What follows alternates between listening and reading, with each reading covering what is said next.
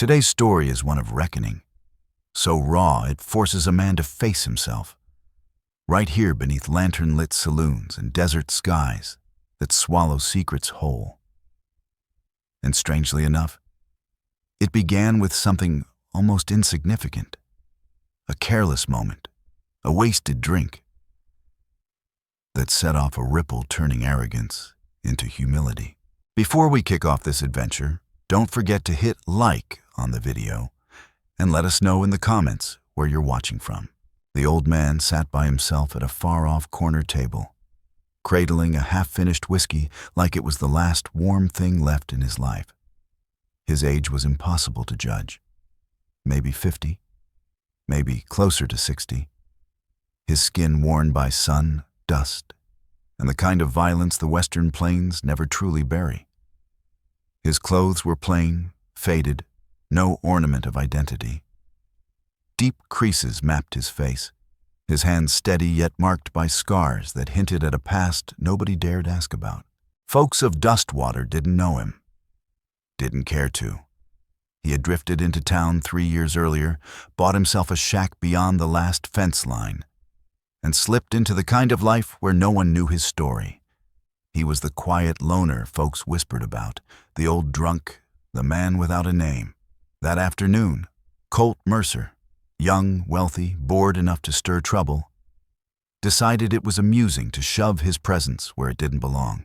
Colt was 23, son of Duke Mercer, the biggest cattle owner across the Arizona stretch, and had never pushed a plow, lifted a post, or faced a repercussion that money couldn't sweep away. Colt sauntered over with Jed and Tucker trailing behind him, laughing loud enough for the whole saloon to notice. "Hey, old man, that's our table. Move," Colt said. The old stranger didn't even raise his eyes. He just took a slow drink, steady, unhurried, unmoved. "I said move," Colt repeated, louder this time, making sure everyone heard. 20 people looked on, the room humming with tension. You deaf as well as useless? Still nothing. Still silence. Still no acknowledgement from the stranger. Insulted, Colt reached out and slapped the whiskey glass from the table. Amber liquid splashed across the wood and dripped to the dusty floorboards, wasted without ceremony. The old man's gaze drifted from the spilled whiskey to Colt. His eyes were iron gray, hollow of fear, hollow of emotion. Cold enough to unsettle a boy who had only known comfort. Just then the saloon doors swung open. Sheriff Boone Vickers stepped in, caught sight of the old man, and froze, not in fear, but in something close to reverence. Without hesitation, he straightened fully, lifted his hand, and delivered a military salute, crisp, sharp, flawless. Not a greeting, a recognition. A salute a soldier gives only one kind of man, a superior. But keep listening, because what unfolded next was something nobody expected. Arizona Territory, August of 1884. The old stranger had once been Marshal Creed. 19 years earlier, he had stood at the head of an entire division of Union troops, leading 20,000 men into battle. The man once known as Iron Wall, because nothing broke under him, had walked battlefields and brought 15,000 of those men home alive. One of the youngest military leaders this country ever produced, respected, decorated, honored. But that was another war, another life, another man. The one sitting alone in Dustwater's saloon was simply trying to forget, trying to disappear, trying to no longer be someone history demanded he remain. When the war ended, Marshal Creed turned down medals, turned down power, turned down every invitation to wear importance. He walked away with what little he owned, headed west, and chased anonymity. Ranch labor, digging, carpentry, work that didn't require a title. Anything to drown out gunfire he could still hear long after silence returned. 3 years back, he settled in Dustwater, right off the wagon trails. Small town, quiet town, perfect town to vanish in. Once a week, he came for a whiskey, never asked for attention, never received any. Except from Boone Vickers. Boone once fought as a private beneath Marshal Creed, stood on the ridgeline when Confederate fire rained heavy and men fell screaming. Boone survived because Creed placed them right, prepared them right, commanded them right. Where others panicked, Creed calculated. Boone never forgot. Never forgot who saved his life. Never forgot who commanded mountains of pain and still carried the cost. So Boone kept his silence. Never called him Marshal in public. Never burdened him with the past. But moments of truth have a way of circling back. And that day, inside that dusty saloon, a boy who thought life was harmless had just insulted the last man he should have underestimated. Once you served beneath a man like Marshal Creed, the weight of that bond never loosened, and the ranks drawn long ago never really vanished. And right then, some spoiled young ranch boy had toppled his drink, and Sheriff Boone Vickers was ready to make it clear what happens when you insult a living legend, even one doing his best to fade into silence. Colt Mercer stared at Boone, frozen in disbelief at the salute, the posture, the unmistakable respect being given to the old man he had mocked. Colt's thoughts stumbled to make sense of it. Why the sheriff, the law of Dustwater, would salute someone who appeared to be just a washed-up nobody. "Sheriff, what are you doing?" Colt muttered, uneasy. Boone held the salute for several long seconds before lowering his hand. When he turned to Colt, his expression shifted from reverent to cold as steel. "You just spilled Marshal Creed's drink," Boone said. "You will apologize, right now." "A marshal?" Colt barked a nervous laugh. Another, weaker laugh followed. "That old drunk? A marshal of what, the town dump?" "Marshal Creed," Boone said louder for every patron to hear. "Commanded 20,000 Union boys during the war. One of the youngest leaders this country ever saw. He held Cemetery Ridge when the earth nearly cracked beneath cannon fire. Men lived because of him." Faces around the saloon began changing, eyes widening, backs straightening. Suddenly, the old man at that corner table didn't look invisible anymore. Colt's friend slid back, wanting no part of what was unfolding. The joke wasn't a joke anymore.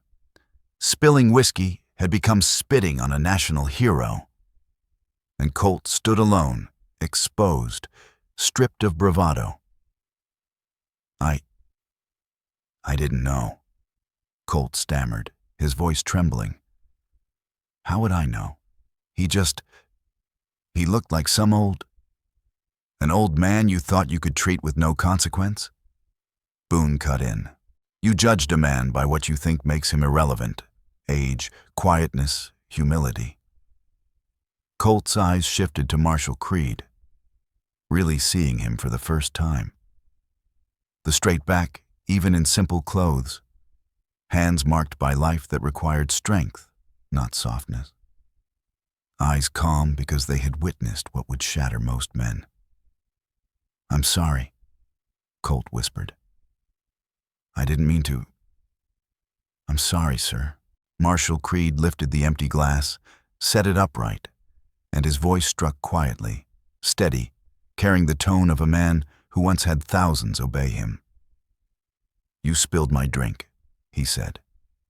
"You humiliated me in front of witnesses. You dismissed me as nothing. In my command, that would have been insubordination, punishable by lashes. Now tell me, what is the punishment here?" Coldness spread through Colt's stomach. It was worse than being punished outright. He had to name his own consequence. He had to confront what he deserved. "I'll buy another drink," Colt offered quickly. 10 drinks, whatever you want. I'll pay for everyone's drink in here. I apologized. "Are you sorry?" Creed asked quietly. "Because you understand what you did? Or because you now realize who I am?" Are you sorry because it mattered? Or because you finally see the consequence? Colt felt the truth crush him. Because he hadn't cared until the sheriff saluted. Marshal Creed pushed himself to his feet, not with weakness, but with a strength bridled by age. A deliberate movement revealing the body of a man still capable of command. Time had worn him, but it had not broken him. Not even close. Marshal Creed was 52, yet Colt Mercer suddenly understood that age didn't make a man soft. It only meant the strength had settled deeper, and the danger he carried came from places young men couldn't comprehend. "Sheriff," Creed said, his voice steady, "what's the law on public disturbance and assault?" Sheriff Boone Vickers answered, "Spilling a man's drink on purpose counts as assault. It falls under my ruling, fine or jail." "And your ruling?" Creed asked. Boone looked Colt over, saw entitlement, saw a boy shielded from consequence his entire life. Someone who needed to hurt a little before he did worse to someone who couldn't fight back. 30 days in jail or a $500 fine. $500 meant nothing to Colt Mercer, not when Duke Mercer owned half the valley. Colt's hand moved instinctively toward his billfold, ready to buy another easy escape. But Marshal Creed's hand shot out and closed around Colt's wrist, firm as steel clamps, no room to pull away. "No," Creed said. "Money teaches nothing." His grip held Colt like the jaw of a trap. "You'll pay and forget. Then you'll repeat this with someone who has no law to defend them. You need something different." "What lesson?" Colt asked. And the tremor in his voice wasn't humiliation anymore. It was real fear. The kind that blooms when a man recognizes he's standing inside danger. "You're going to earn it back," Creed said. 30 days. 8 hours a day. Hard labor. You will mend the roads, dig water pits, haul supplies. Whatever this town lacks, you will learn what work feels like, what usefulness feels like. You're done being ornamental. And if I refuse? Colt tried, though his voice wavered. Boone answered, colder than desert steel. Then I jail you. 30 days, no bail, no comfort. You get prison rations, sleep on a cot, and use a bucket for relief. And when you walk out, everyone in Arizona Territory will know you chose jail over honest work. Not even Duke Mercer can wipe that off you.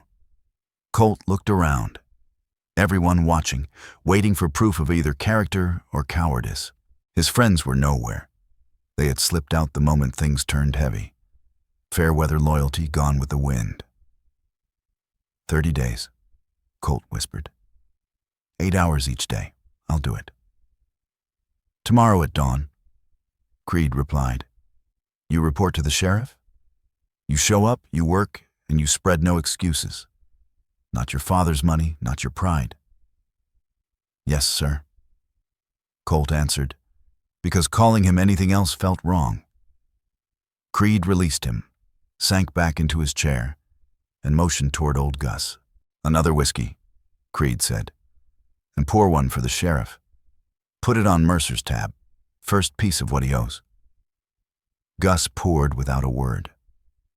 Creed took his drink, sipped, and the room slid back into its low murmur. But beneath that hum, every man was still digesting what had unfolded. That old hermit wasn't a nobody.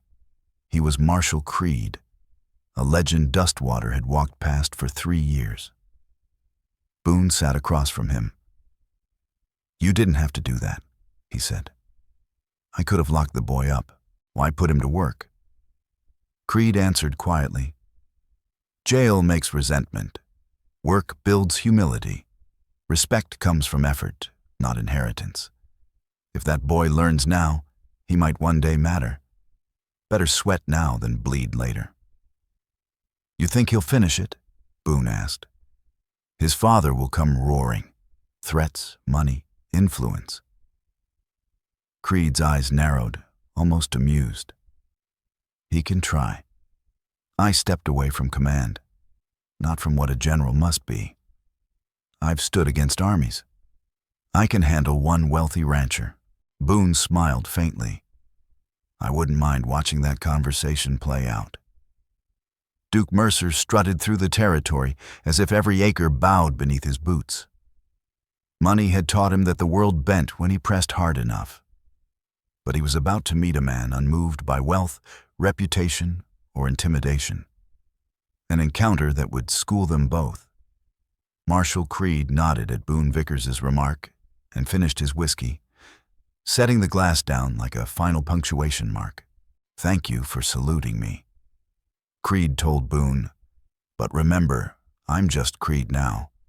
That part of me that stood on war grounds, that man is long gone." The following morning at sunrise, Colt Mercer arrived at Boone's office. Dustwater never expected him to show. Yet there he was, dressed in worn work pants, a faded shirt, boots that had never known true labor. His eyes were hollow from a sleepless night, but he came. Boone handed him his assignment. The town road was falling apart. Ruts to fill, trenches to clear, rocks to haul. Hard work under a blistering Arizona sky, the very kind of labor men earned pennies doing. Work no privileged boy had ever touched. Colt started shoveling. Within an hour, he was soaked in sweat. After 2 hours, blisters broke skin. By the third, he understood exactly how long 30 days could stretch. But he didn't quit. Because eyes followed him. Because word would reach Duke Mercer. Because Marshal Creed had given him a chance instead of iron bars. And strangely, Colt didn't want to throw that away. Around midday, a polished carriage rolled up. Duke Mercer stepped down, 60 years old, powerful, and used to buying his way through life. He stormed toward Colt. "What in God's name are you doing?" Duke demanded. "Why are you digging ditches? Where is your dignity?" "Paying my debt," Colt replied, never stopping, never lifting his head. "I disrespected someone. This is my punishment. I accepted it. I'm working it off." "Punishment," Duke snapped. "By who? Boone?" His voice rose. "I'll have him removed. I'll call the territorial governor. This is abuse. You're my son. Nobody treats you like this." "Marshal Creed gave it to me," Colt said. Duke froze. "Marshal Creed," he whispered. "The Marshal Creed?" "The same man whose drink I knocked over yesterday," Colt said. "Turns out he's not just some old drunk. He led soldiers, he saved men, and I disrespected him. So now I make it right." Duke's expression shifted, calculating, cautious. Creed was a name carved into American memory. The unbreakable wall at Gettysburg, the commander who changed the course of battles through precision and courage. A man even the wealthy had no power over. "Where is he?" Duke asked. "I need to apologize. I need to—" "If I had told you yesterday," Colt interrupted sharply, "you wouldn't have cared. You only care now because he matters, because he's someone great. What if he truly was just an old man? What if he wasn't a marshal? Would you still apologize? Or would you pay Boone off like you always do?" Duke had no answer. Because Colt spoke truth. If Creed had been a nameless wanderer, Duke would have covered the incident with money. Shielded Colt once again, teaching him that wealth erases consequences. But this time was different. Colt understood the lesson. Respect is not owed to status. Respect belongs to humanity. "You're learning," a voice called. Marshal Creed walked toward them, slow and steady. He had seen the fine carriage and knew what storm rode inside it. "Your son is becoming something, Duke Mercer," Creed said. Don't interfere." Duke turned to him. For the first time, he truly saw the man behind the quiet face, the bearing of command, the gaze of someone who had seen men fall and nations shift, the presence of someone who history would never fully bury. "Marshal Creed," Duke said, his voice softened. "I apologize for my son. He acted foolishly. He didn't understand who you were." Creed's reply cut with quiet force. "And why should that matter? If I were just an old wanderer, would spilling my drink be acceptable? Would insulting me be harmless?" The question cornered Duke. He either admitted his bias or admitted the boy deserved punishment regardless. "No," Duke finally said. "He was wrong either way. He should have respected you whether you were a marshal or a beggar." Duke Mercer exhaled slowly, finally understanding the truth that had been sitting right in front of him. "I see that now," he said. "And I see you're teaching my boy something I never could. For that, I'm grateful." "Don't thank me yet," Marshal Creed replied. 30 days is only the beginning. The real test comes afterward, when no one is watching. When he chooses whether to treat every man with dignity, not just the powerful ones. That's what defines character. "He'll remember," Duke insisted. He glanced at Colt Mercer, hands blistered, sweat streaking down his jaw, driving that shovel like his life depended on it. "I'll make sure of it." "No," Creed corrected. "He will, or he won't. That decision belongs to him alone. You can't force character into a man. You can only give him room to earn it. And sometimes that requires sweat, requires consequence, something that cuts deep enough to matter." Duke Mercer nodded, realizing he was being schooled as much as Colt. Years of shielding his son had produced weakness, entitlement, not strength. Fixing that meant stepping back, not stepping in. 30 days, Duke told his son firmly. "You finish it. You do it right. And when it's done, you and I are going to have a long talk about who you plan to be." Colt nodded once, then returned to digging, never breaking pace. Duke climbed into his carriage and rode off, leaving the dust swirling behind him. The confrontation was finished. The father corrected, the boy being reshaped. And Marshal Creed had accomplished in a single morning what 12 years of parenting failed to do. He forced accountability. For the next 30 days, Colt showed up at first light. 8 hours of digging, hauling, sweating through August heat. Some days Sheriff Boone Vickers sent him to patch the main road. Some days he lifted heavy crates behind the general store. Other days he dug wells for families with no one else to do the work. Hard labor that built muscle in his palms and something else in his spirit. Folks of Dustwater watched. Some laughed, calling him rich boy with dirty boots. Others respected it, noticed he never complained, never tried to buy out of it. By week 2, opinions began shifting. By week 3, people greeted him by name. By week 4, they offered him water, shade, encouragement.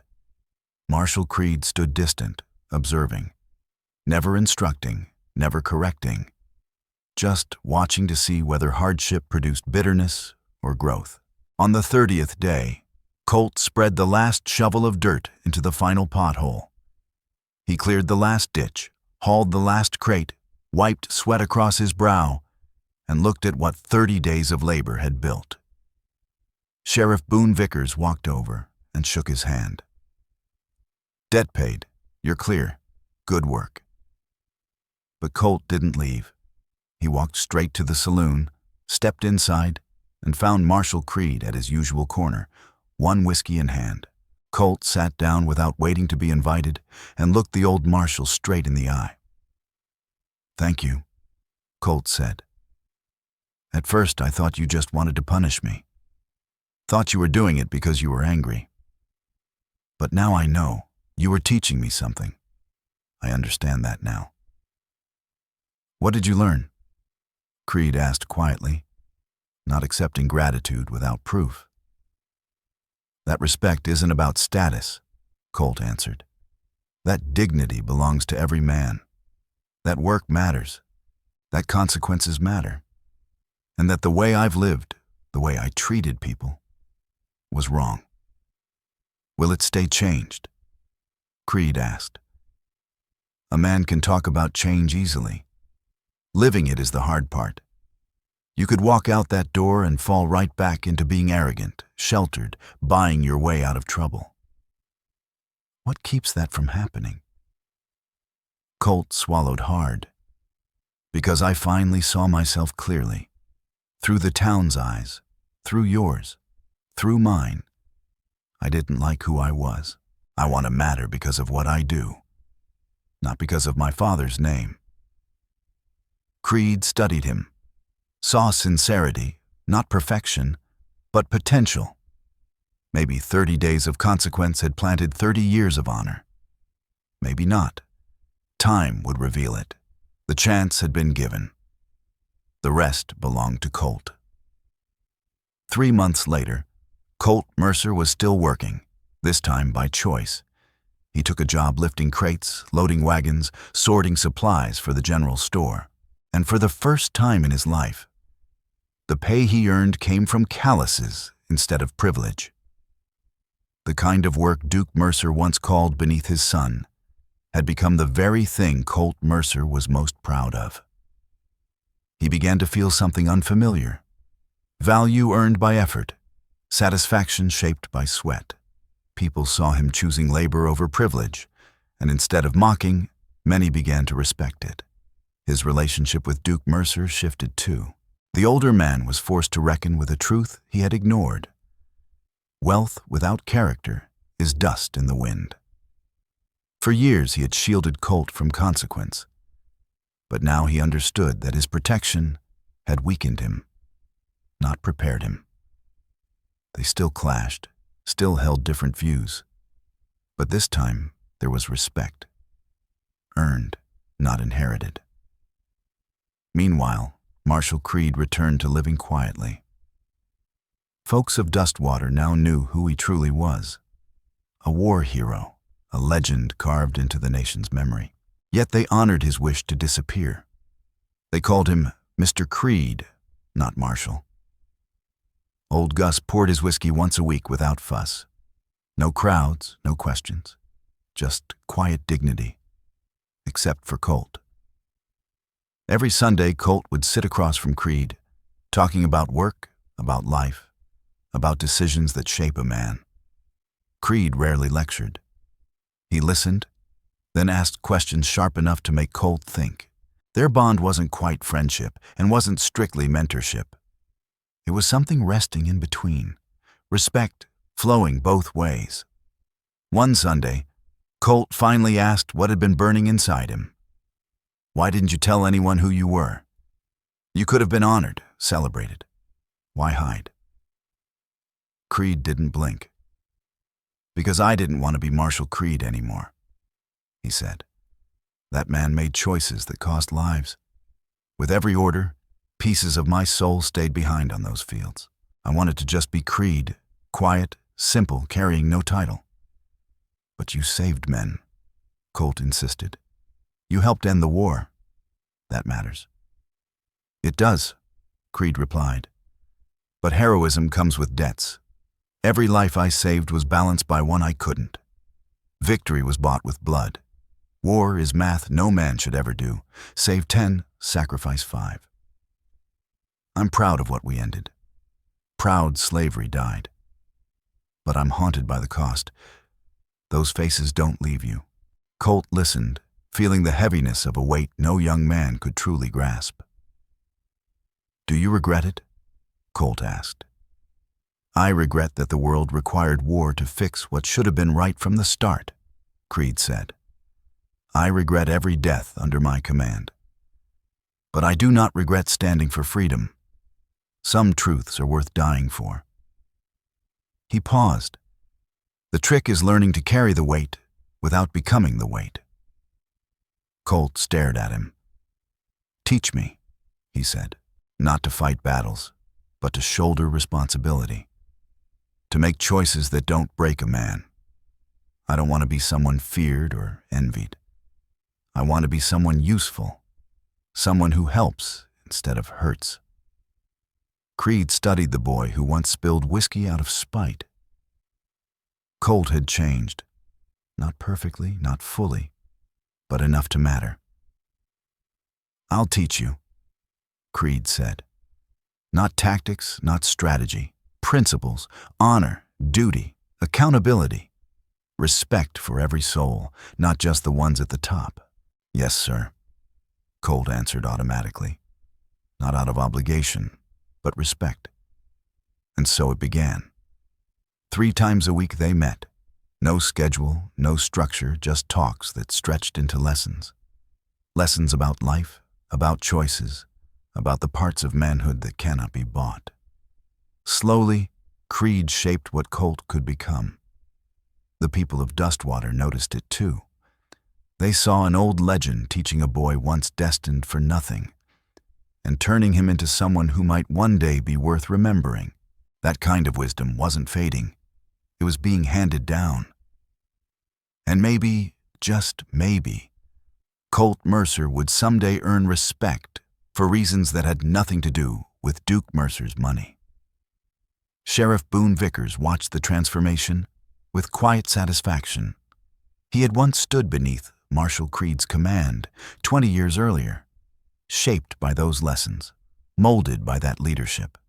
Now he was seeing Creed shape someone new.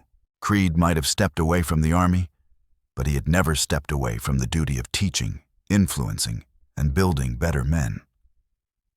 5 years rolled by. Dustwater, 1889. Colt Mercer was 28. He had taken over the ranch, not because his father bestowed it, but because he earned it. He learned trade, learned responsibilities, learned how to guide men with fairness rather than fear. Under his hand, the ranch thrived. Workers were paid honestly, treated as equals, and given dignity. Colt married. He became a father. He named his little girl Millie May, her first name honoring Elsie May, the wife Marshal Creed once loved, and her middle name honoring the man who had redeemed him. Every week, Colt visited Marshal Creed, still asking counsel, still listening, still respecting the man who had seen something worth saving in a boy who once shattered a whiskey glass out of arrogance. Marshal Creed lived to be 72, passing peacefully in 1904. When his time came, Dustwater gathered like a family. Soldiers who once followed him, men whose sons he had helped shape, folks who had learned from his presence alone. The funeral was held with full honors, a flag folded, rifle volleys echoing across the red dust, a legend laid to rest, not as a commander, but as a man worth remembering. Colt stood before the crowd and delivered the eulogy. He spoke of the day he disgraced an old man, the moment Boone Vickers saluted, 30 long days of labor that rebuilt him, and 5 years of mentorship that refined his soul. He spoke not of war tactics, but of character. He didn't just save lives, Colt said. He saved mine, not from death, but from living wrong. I was nothing worth becoming, and he decided not to give up on me. That's what real heroes do. The townsfolk listened, silent, not mourning only a general, mourning a man who had shaped their world quietly. Marshal Creed was my hero, Colt said, not because of victory on the battlefield, but because of what he did when the battle was over. He taught me how to be a man worth respecting, and I'll spend the rest of my life honoring that lesson. The wind swept across the hill, carrying the last echo of finality. Finally, let me send my deep thanks to you. Thank you for listening and for allowing this story to speak to your heart. The Wild West still holds countless truths, some painful, some tender, all worth remembering. Stay with us. Subscribe, comment, and invite others to discover these untamed stories. From our hearts to yours, thank you for being part of this journey. Aviso legal. Disclaimer. Each story shared here is produced for storytelling enjoyment. Certain scenes may include fictional or dramatized elements inspired by historical circumstances. Although AI tools assist us in visuals, narration, and script development, the emotional tone, editing, and quality control are conducted by people to ensure meaningful experiences. We fully uphold YouTube's policies, using no deceptive recreations or impersonations of real individuals. All creative resources are properly licensed. Unauthorized copying, re-uploading, or remixing is not permitted. Thank you for supporting the effort behind every episode we create.